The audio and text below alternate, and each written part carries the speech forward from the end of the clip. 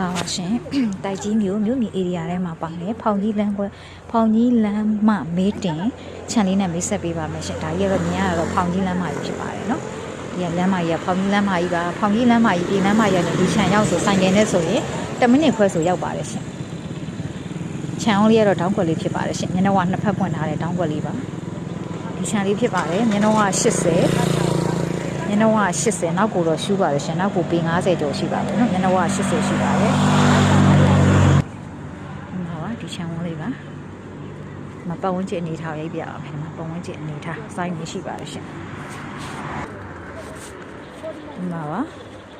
မျက်နှာဝနှစ်ဖက်ပွင့်ဒီဘက်ကိုပွင့်တာမျက်နှာဝ80ရှိပါတယ်ရှင်ကဲဒီဘက်ချမ်းမျက်နှာဝကိုရိုက်ပြပါမယ်နော်ဒီမှာ तू ကနားနှစ်ဖက်ပွင့်ပါရှင်ဒီလမ်းမကြီးကိုလည်းမေးတင်တယ်ဒီဘက်လမ်းကိုလည်းမေးတင်ထားပါတယ်နော်ဒီလမ်းမကြီးကိုမေးတင်တာတော့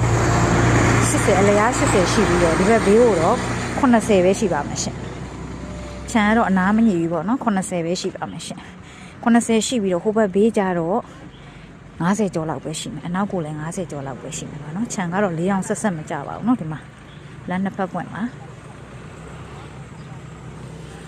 ဒါတော့တိုက်ကြီးဖောင်ကြီးလမ်းမကြီးမေးတင်ချမ်းဝန်းလေးဖြစ်ပါတယ်ရှင်မြို့မြေ area ထဲမှာပါထားပြီးသားပါတယ်မှာနော်လမ်းမကြီးကကားနှစ်စီးရှောင်လို့ရတယ်လမ်းမကြီးပါဒါလေးကို350နှိနှိုင်းစည်းနဲ့ရောင်းချပေးမှာဖြစ်ပါတယ်ရှင်ဒီလိုချမ်းမျိုးဒီစည်းနဲ့ကတော့အင်မတန်တန်ပါတယ်စီးပွားရေးလုပ်ကောင်းတယ်သူကတော့ဘာတစ်ခုလုပ်ရမလဲဆိုတော့လမ်းမနဲ့ဒီမြောင်းနဲ့ကြားကိုတော့တရားထိုးရပါမယ်ရှင်တရားကြီးထိုးရပါမယ်နော်အဲ့လိုလေးတော့ရှိပါတယ်နော်ဒီမှာလမ်းထောင်းကွက်လေးပါ